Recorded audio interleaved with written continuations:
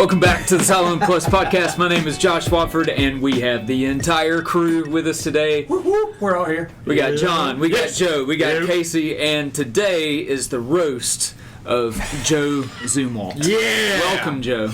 Roast. I'm salty, so. Not exactly a roast, but we got to come up with a better name for it other than exit interview. But that is what it is. Because he's not exiting.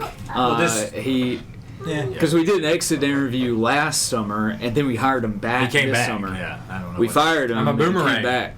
Yeah. Or like poison ivy, it just keeps breaking out. Exactly. Yeah. Or a wild animal, we let go, but it comes back, we know that you're ours. That's our problem. Yeah. We fed him, and he just kept coming back to us. That's the problem. With a plate of cookies sitting in front of us. There you go. So, Thank you, Diane. Yes. Absolutely. Like every good Baptist. There you go. That's good stuff. All right, so I'm going to hand it over to the boss. The boss. The boss man. Yeah. We just got to ask some questions. I want to get your thoughts about how your summer has gone. And one of the things that's on my mind for you as we hit this exit interview moment, as you're kind of coming to the end of this phase of this summer for you, what's different this summer than last summer? Good, bad, or indifferent? I think one thing that was really good that was different was just, I think my attitude towards doing a lot of things was a lot better. Because did you have a bad attitude this summer? I didn't pick up on that. No, you remember what we were talking about last? Or did you have a bad attitude this year? No. Okay. I'm going to draw you back to the last exit interview. Okay. One of the things that I was like, I didn't realize I was how selfish I am. And I'm still realizing I'm more selfish than I thought I was. But that's one of the things I said last year, because I'd had this initial reaction to some of the things I was asked to do. Not that I wouldn't do them or wouldn't have a good attitude while doing them, but it just, when I asked to do them, I'd have this little kind of initial fight moment with myself that I'd have to do. This year I felt like I had to do a lot less of that, and I was just able to jump in a lot of things with joy a lot easier. So. Do I need to tell you to pick up more cockroaches? Sure. I mean... Do it. Okay, you got to clarify for any of our listeners. You never know what task comes along with ministry. Sometimes it's the big thing, sometimes it's the little. Taking out the trash, cleaning up the cockroaches. Mm-hmm. Just varies. As long as they're dead, I'm fine. Yeah, I don't like fighting. And it's the ones that are kind of in the halfway place that really give me the heebie-jeebies. They're upside down and legs are in the air, but they're still moving. But as soon as you touch them... I know, they get twitchy, and I'm like, no. It's good. Heebies. Yeah. Joe, where are you? Yeah. I pick up about 2 or 3 of those a week. Yeah. At least they're feet up, but that's okay. Yeah. No big deal. So, when folks back at school ask you what you did this summer, what's the big thing? What's the one story you're going to tell from this summer? Oof. It has to be either United, or it's going to be our Reach Marion. And I know Reach Marion is every week, Right. but specifically the week where I met Bishop Dijon, I think was his name, is the one I'm thinking of. Help us out. All right, so one of our weeks during Reach Marion, we went out and just kind of gotten used to everybody answering, yes, I'm a Christian, yes, I go to church, and so this was after we came back from United. So this was the second half of the summer. We went out. And then knocked on doors over in, I think it was one of the Lincoln streets. We got 3 of them, and we opened the door, and this guy comes out, and he's like, we introduce ourselves, we say what we're doing, and he's like, oh, I don't want prayed for. I'm not Christian. I'm spiritual. And so that we had a whole conversation there, and he got to the point where I was like, hey man, Jesus. He was like, he said this, I can believe that you love me, but I cannot believe that Jesus loves me. And that stuck with me the whole summer, I think, is just going back to that conversation of this man in Marion who, one, he thinks that Jesus is an ideal and not a person, but other than that, who thinks that I love him more than Jesus does. And I don't think that's possible. Just from believing Scripture and knowing myself, I don't love him as much as Jesus does. And I know Jesus loves them infinitely more than I do. It's the reason why I was out there.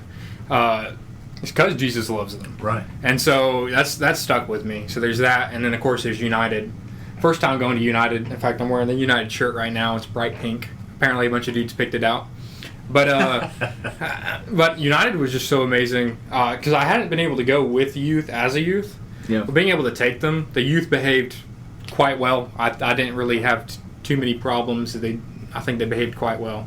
Saying something for Josh and how well he's done with them. Mm-hmm. But And parents. yeah, and parents. But it was such a good time being able to, one, help disciple other people who aren't part of the church. No, I don't think there was nobody from the church in my group, the best group, Felix Heights. But just being able to be there and watch some kids take a leap and share the gospel and be active in doing that was pretty awesome. So. Yeah.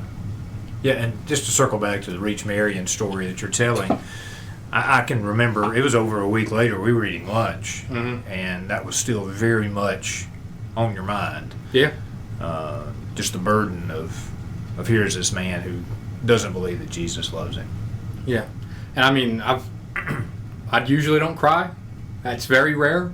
But I think I've cried 3 or 4 times over him. And that's very rare for me to cry at all, just because, I don't know, I usually don't. But I've cried over that man 3 or 4 times now. And I just keep going back to that. I can't believe. Right. Pretty amazing. Good I'm hoping there's a Thomas moment there. Yeah. That's right. Yeah. He will be. What else y'all got? What questions y'all got for this guy? So, Joe, we've already said that you were here last year versus this year. And you did, we haven't talked about Missions Week yet, so I was just going to talk about that. You've kind of spearheaded Missions Week for 2 years now. I guess let me just get your thoughts on that. Like, how was this year different from last year?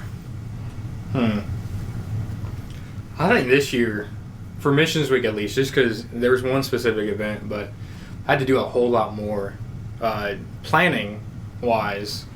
But I had a lot of help with like a lot of the cooking, which I didn't last year. But I don't think there was too much of a difference, other than we did the first responders event this year, way outside of my range of knowing what to do. So I called Mr. Lite, or I texted Mr. Lite. He gave me the number of the lady who had done Selma's area's group.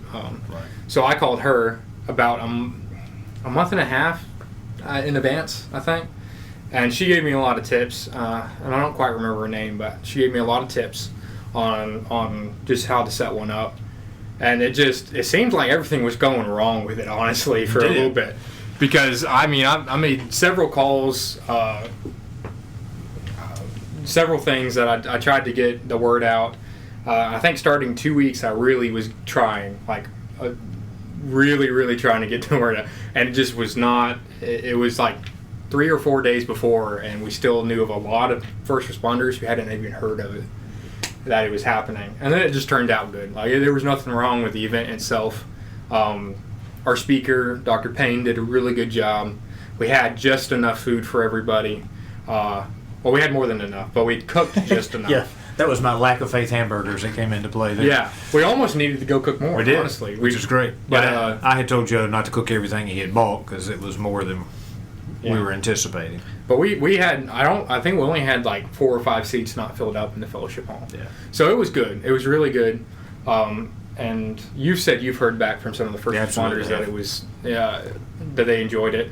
And I got to actually see some of the first responders that Saturday for the prayer walk for Marion.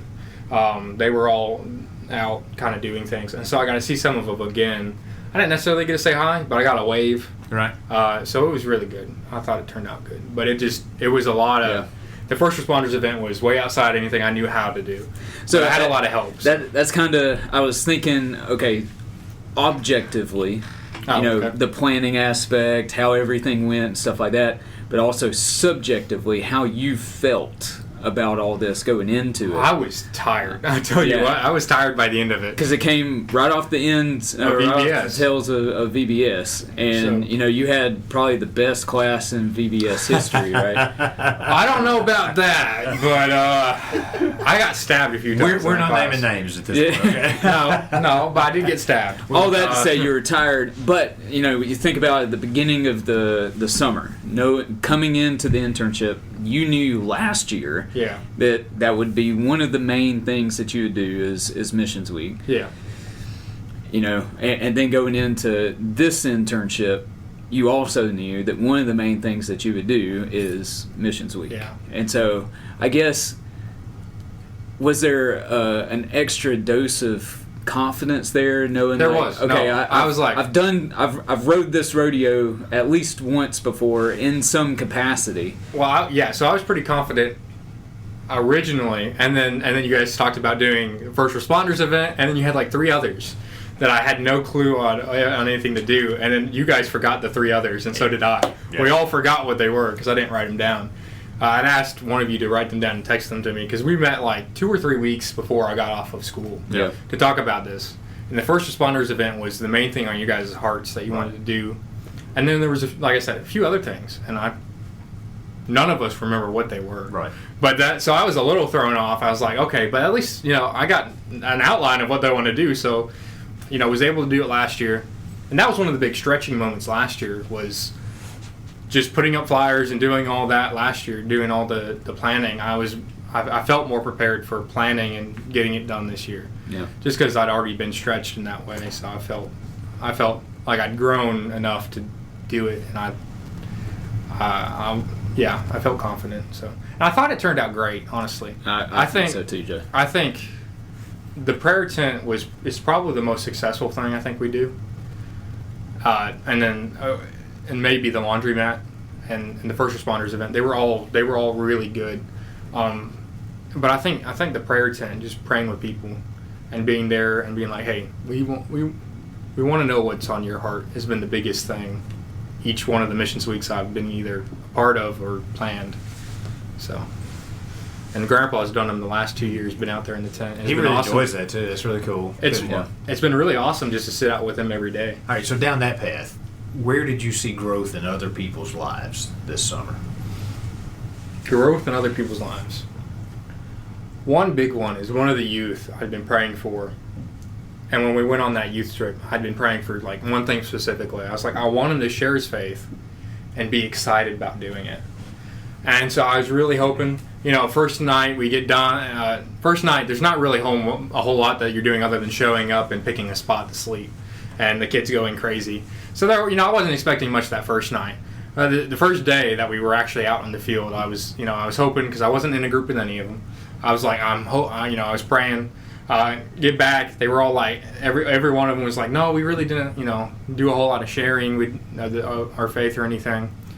But they had other ways that they'd been growing or something. Sure. Second day, kind of the same thing. It was the third day when he came out when we got to our kind of debrief moment, and he was like, he was describing spiritual lostness. He was like, there's just such a, and he didn't have the words, but he was like loss, darkness, and then all that you generally hear about spiritual lostness. Mm. And he was like, I really want to.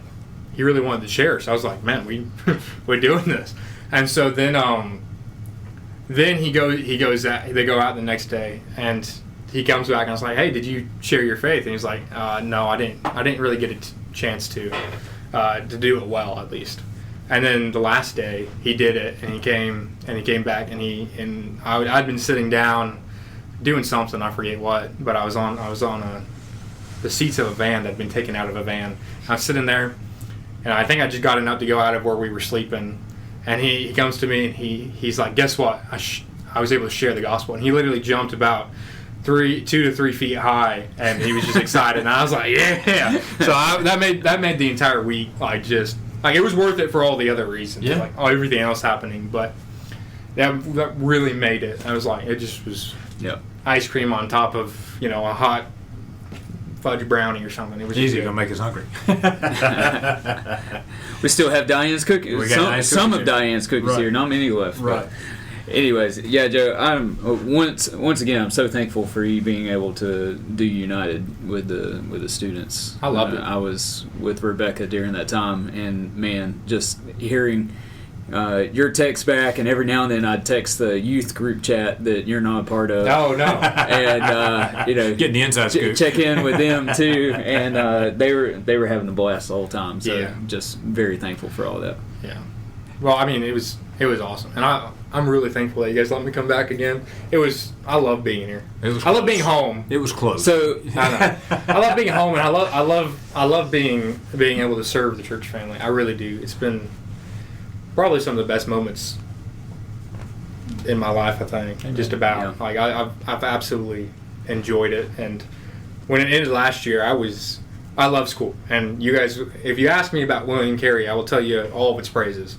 But I was dismal going back last year, and I'm a little more dismal going back this year. Not because of Carey or anything, but because I'm almost done with my Christian studies stuff, which is the main reason why I'm going to Carey. yeah. I got a lot of math stuff left, but That made me dismal too. well, no, it's just that there'll be less of this, and there'll be less of the stuff I enjoy doing at Carey. But I just absolutely loved being here, and I'd love I could stay doing this. I think the rest of my life right here, what I'm doing now. We enjoy you being here. All right, so round robin. Let's move this away from Joe to us. What have you seen growth in his life? Casey hasn't talked a lot, so I'll defer to Your her confidence. From where That's you my started answer. What are you last doing? year. You let me go first. From where you started last year, and it was more of like a learning curve, trying to get your feet under you and figure out how ministry works, the good, bad, and ugly.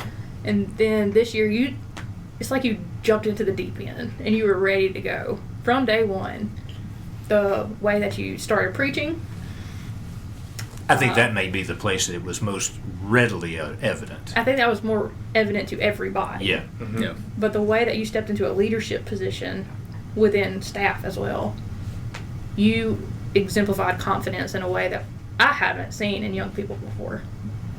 And it's been really cool to see your love for Christ grow and just the different things that you've taken on. Yeah, it's good. Yeah. One comment that I heard. Well, all right, I will name names.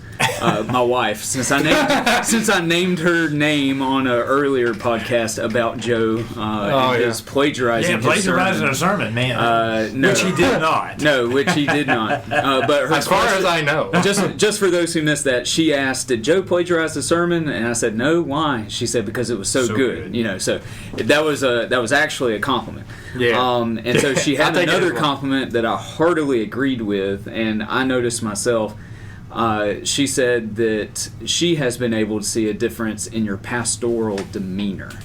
That the way you talk, particularly from the pulpit, not your intonation or anything like that, but just your demeanor overall, is less just it's Joe up there and more of that's a pastor up there, and that's been a marked change. There is a distinction. Since, last summer.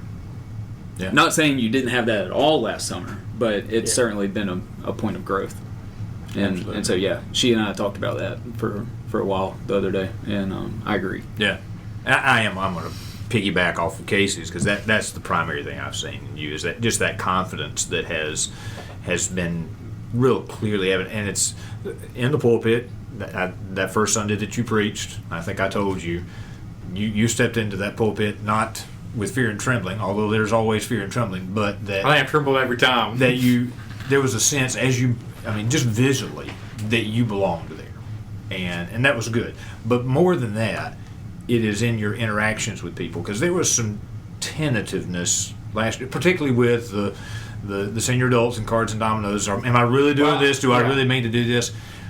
Certainly that was a bridge that was already crossed from the previous summer, but I think that has been a springboard for you to have confidence in talking with anybody, and it has shown. It was a lot of fun watching you introduce all of our guest speakers through Mission Week. I knew that was a new experience as well for you, but you handled it well. And so it's just been a real across the board in everything that you've done. And you've exhibited some confidence that maybe I don't fully know this, but I'm giving everything I've got for this, and it's been great. Yeah, I mean, I've at least tried to give everything I got. So I'm glad that you guys feel like you got everything I got. There was a few times I was like, I talked with you this week because we got done with missions week, and there was just this kind of like, I felt like I wasn't doing anything for about a day or two, and then you were like, you just need to learn the rest. But I'm glad because that was one of my things I got towards the end of last year, and we talked about this last year. Yeah. That was something I did want to more. bring up here, and just for you to talk a little bit about that, Yeah. and maybe for all of us to talk about it, because it's been a busy summer. It has been, and more so than typical, I think, for us as a church family. And part of that was and we knew this was coming, but VBS and Mission Week being back to back, we knew that was going to be a doozy. And it was, and we're all feeling that effect. So what lessons are you going to carry from that, other than that feeling like you ought to be doing something you don't have anything to do all of a sudden?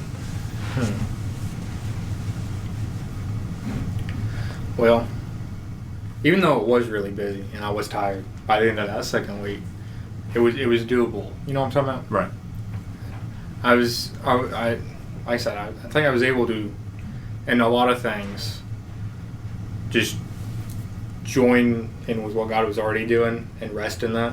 And then also rest because you made me rest a few times. So I probably need to, I think one thing I'm going to take from this is there are some days I'm going to have to deliberately decide that I'm going to rest on. Because I probably would not rest on those days myself, at least in a pastoral position. So if you didn't, what would be the result if you didn't? Let's tease this out. Well, I think for anybody we're supposed to rest, because I think God made us to rest because he rested on the seventh day. Not that he didn't have power or will or ability to keep going on the seventh day, but he chose to rest and made it holy. And I mean, we preach on what would be like, I think, the first day of the week, Sunday. As you like to point out, it's the first day of the week, not the last day. That's correct. So just choosing a day to kind of be that Sabbath to give to the Lord, I think is going to be one thing that I'm definitely going to focus on making sure that if I do get called to a church, that they understand that, hey, I need a Sabbath also. Your Sabbath might be Sunday, but I'm going to need a Sabbath to be well rested and have that spiritual cup filled. Joe, that is a lesson I didn't learn. Yet. You can stay in your lane. True, though, in many ways. But it's a lesson I really didn't start accessing until probably in the last 15 years of my life. Maybe a little longer than that, but not. And really trying to apply it in the last maybe 5 years of my life. Unsuccessfully sometimes. But it's a challenge because we feel like we've got to keep going. We've got to be doing. Mm-hmm. And part of that's a personal pressure. Yeah. Because we want to be doing things. But there's also a performance pressure. People need to see that I'm doing something so that I'm earning my keep or whatever. And I think, on that, I think, and something one of my professors kind of was pointing out, helped me with this, but we're the sub-shepherds, right? But there's moments when we have to lead our sheep to rest. Right. And a lot of the time, we're not only giving marching instructions Sunday. I say marching instructions, but you understand. Right. We're not only teaching Sunday, but we're laying them by the water and the food. We're trying to show them and give them Scripture so that they can feast on it and be filled. And while we're busy with that, there should be a time when they're out there laying down, digesting all of it, that we can also rest and eat our lunch. I think it's the best. But they that's not exactly what they said, but they said, it's escaping me now. I'm a little tired. But speaking of rest. But we're not, I think it's important, we're not God, and now you're over the target. Yeah, their main point was we're not God, we're also a sheep. Right. So we also need fed and rested. Yeah. And to be able to, but Yeah. And I think the other takeaway is there were still some times where I think I could have done more sooner, but I think overall I did pretty good. But just to continue to continue to dive deep into the Word, be the other thing taken away. That's good. What else you got, Casey? Your love and joy for the church is very evident too. That's been. I feel like last year we saw that, but your nerves kind of took over. Yeah, there were a few of those moments that were. Yeah. But the way that you talk to the church, kind of like you were saying, you're excited. You always have a smile on your face. You're always excited. You're always coming in ready to do something, ready to help people, ready to do anything that God's calling you to do, which is something that, once again, is not always evident in young people. So seeing you following after what God's calling you to do and being so in tune with what He has for you, that's very inspiring for a lot of people. What you got? I say we wrap this up with Joe critiquing us. Critiquing. No. Yeah. How have we led you, guided you, or the lack thereof during this past summer? What are things, particularly, I'm thinking of if you come back a third time. Just hypothetically. Don't speak that evil on us, Ricky Bobby. Come on, man. No. Hypothetically. And if we go back and listen to this exit interview before you join a third time so that we can remember, okay, here was Joe's takeaways. Which I did for this year's. I picked up last year's podcast. Yeah, that's probably a good thing to do. It was a lot of fun. Yeah. But anyway. So speak to the future Salem leadership right now of what we could know to do better next time. Well, let's start with what I think went a lot better than last year. I think the one major critique from last year was just that there was a lot of, all right, and I needed to be stretched in a lot of ways. A lot of just, here's the things that we need you to do. And then I was kind of lost on how to do them. But I think this year, especially from you, Pastor John, I've noticed that almost every day I was here, you try to give me more nuggets of ministerial life than I think I got last year. Not necessarily that you weren't trying last year, but I got a whole lot more of them, and it was really good. Like the first week we were back, we went to the WMU, and then we had a funeral right after that. And I'll be honest, I've been to one funeral I've been to two funerals in my entire life before that, and one was when I was like 6 or 7, a long time ago. And I didn't really know them too well, just because I was really young. And the other one was my great-grandpa, who I did know well. But I wasn't there when he was kind of declining and stuff. So being able to be there for that family, and a lot of the stuff that you gave me then on dealing with the family and showing them, and just the ministry presence and just companionship was good. I'd read it with Josh. You remember those books we read? Yeah. I'd read it with gospel-centered funerals. Yeah, I don't know if we got to it, but we got to it was one chapter in one of the books. We got into because we didn't read all those books. We only got to some of them, but it was seeing that in action and Pastor John echoing those, and just being there and just being with the family and just showing how you show pastoral care. Everything. And still trying to lead them in Christ. So that was probably I think that was one of the best things. I don't really know much about doing better just because it's been so good. I almost have no negatives that I can think of. But you said almost. That means you do. Now's your time. Well, I'm literally racking my brain trying to think of some. Last year it was that kind of more pastoral.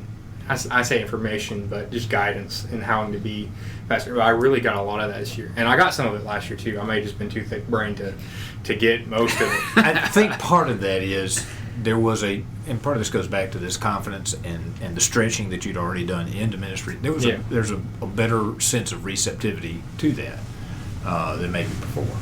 Yeah, in some ways. Yeah, and like I said, I could have been. I just was too thick-brained to get most of it. And also, like with the funeral, I mean, I don't know. I'm trying to think back to last summer. I don't remember I'm sure we had one, but I don't. No, we did recall. not.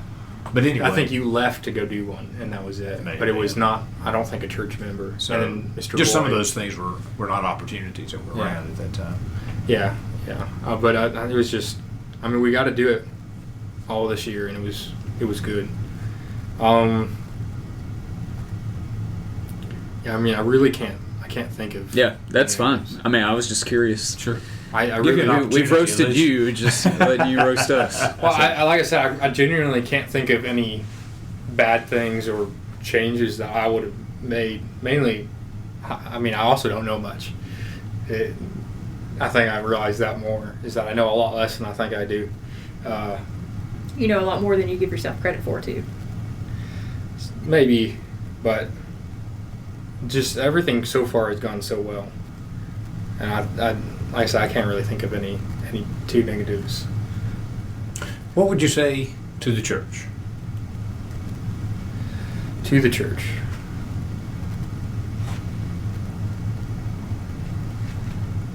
I think one would be press on,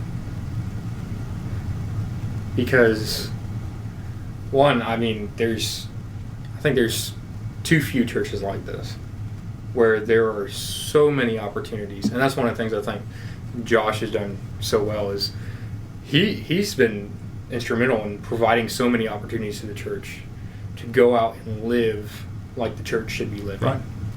Reach Marion is one of them.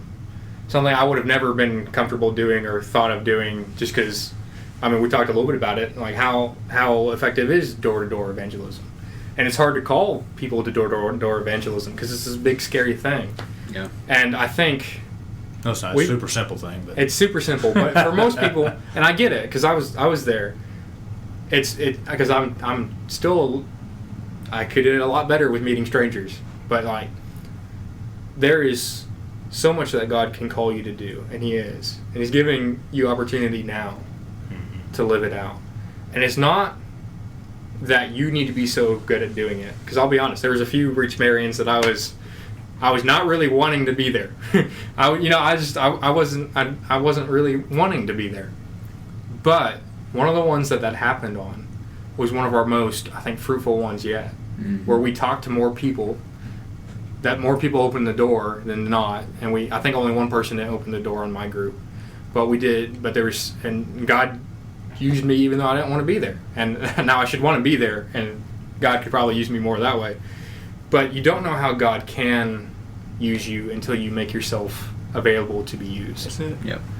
And there's so many things that you church have let us do and are allowing us to do, and there's so many things that you're being invited to do that I think you'd be very sorry on that you missed out on, and when you get to heaven if you didn't do it. Does that make sense? Absolutely. That there's so much that we get to do and work with the Father. Like there's sometimes I regret not being able to help Dad more when I was younger and made some mechanicking things. And there's sometimes I regret not helping him more right now, but a lot of that's just because I'm doing this. And so there's less time or less energy, but when I was younger there was energy and time. And I'm not old. I got, you know. Why are you looking at me? Hey. But there's so many things that even in 20 years, about to be 21 years, that I regret not just being there and doing it. Yeah. And God's stuff is so much better than most of that.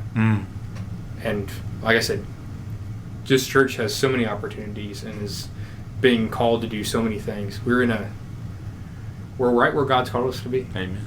And we'll be here until He calls us elsewhere. That's right. Yep. Even if this church building crumbles and fades. One of the really, I guess, stick a pin in it moments for me with you this summer was just an offhand comment you made at prayer meeting, I think in early June. And we were talking about some of the things that were already happening. JD was headed off on mission and so forth, and and we were just talking through those things to pray over. And you just said, like I said, very offhand, you said, "Man, it almost sounds like we're being the church."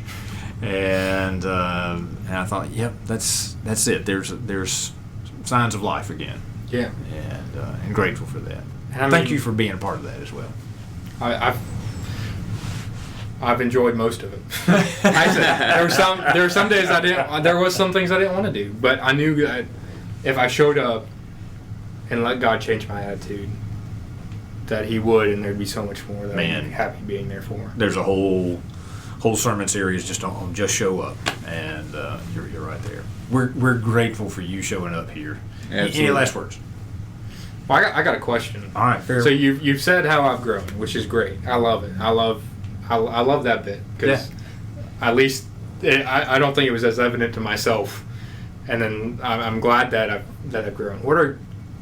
What's at least one way that you would want me to see me grow a lot more? Respect for your elders. You called me grandpa the other day. That was just a little too. I am a grandpa, but come on, man. Can you hear this? He called me a grandpa, and I am grandpa. For context, I was talking with my grandpa, and I slipped up. But yeah, but that was just kind of the cherry on top of all. And calling me Pharaoh, and I don't even like all the connotations that go with that. But no, it's been fun. I really appreciate the back and forth of that. Gosh, I don't know. I mean, what would y'all say to him about those things? Whew. I mean, I don't see a place that you're. There's nothing glaring. Well, and I don't see a place that you're refusing to grow into. There's an openness, and if there was that close, no, I'm not going to do that, or no, I'm going to balk at that gate. I'm not going to walk through that. I mean, whatever we've asked of you, you've at least taken a shot at it, and you've done it well. Whatever.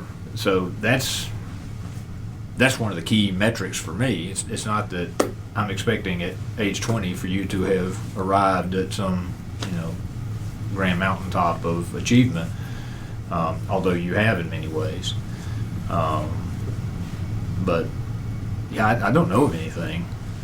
I mean, you get your article on in time. I did beat you one time this time, though. Just once. For Casey. But, so yeah, I mean, there's nothing glaring that I'm thinking, okay, Joe, we got to talk about this right here. Mine doesn't got to be glaring. It's just, and you've even cleaned up a little bit. I mean, you keeping your hair cut, and trying. Your shirts were pressed a little bit more this year, and those kinds of things. So. Or that one jacket we got him last time. You did, that's right. I wore it a lot of times. Mainly because... We're going to have to tailor it, though, and let it out. You've grown a little bit since last summer. That's true. That is true. Or pass it on to somebody else. That's how pastoring works, right? In Baptist churches, you grow up. But no, it doesn't necessarily have to be glaring. And most of the reason I wore that jacket only is because somehow I've lost most of my other my dress socks. I have literally one sock in each pair. And I cannot find any of them. All right, here's your grand secret. But buy boots. It doesn't matter what socks you No, I was wearing boots a lot. Did you not notice? Almost every Sunday because I could not find. All right, we're off the bat anyway, here, though. But anyway. But I mean, it doesn't got to be glaring. It's just, I guess, I don't want to be a man with a log in his own eye and not realize it. Not necessarily that it's glaring, but just that there's something that I'm not as grown in as I should be, or no, man. As a 20-year-old going into the ministry, I couldn't ask for more. Man, yeah, I was nowhere in this neighborhood. No, I was nowhere close. Ask my now mother-in-law. Right. Well, I mean, you both. But yeah, Joe. I mean, even though your sermon delivery has greatly improved, again, man, you're 20 years old, and there is still so much room for growth. But I see you growing in that respect. And again, it's the desire. You want to. Yeah. Fine. You are headed in the right direction in that, but continue working on that. Absolutely. Just, always. Not even the content. Content's fantastic. And that's the main thing, right? That's the meat, right? And so, again, this isn't some major issue, but as you continue to preach, some things will come naturally, just naturally get polished, but then other things, certain tics, certain things that are just kind of turn into habits. Those are things to intentionally look out for, and because if you don't, other people will start pointing them out for you. Yeah. Well, Joe, we've come to an end of another summer, and it has been good. Yes. And you need to know, as you head off back to William Carey, that you've got a church family here that's going to be praying for you, and looking forward to hearing the news from Hattiesburg, Mississippi, and what's going on in Joe's life. And we're going to be keeping up with what God may be doing in your life there, and excited and praying with you about the opportunities you've got there to serve the kingdom. And who knows, maybe a third edition of this will happen. We'll cross that bridge when we get a little closer to it. But until then, Casey, do you want to tell him? See ya. She's kind of. You're fired, man. That's all I'm saying. You're fired. You're fired. We are grateful for you, though, man. Absolutely. All right. Thanks all. All right. Thank you.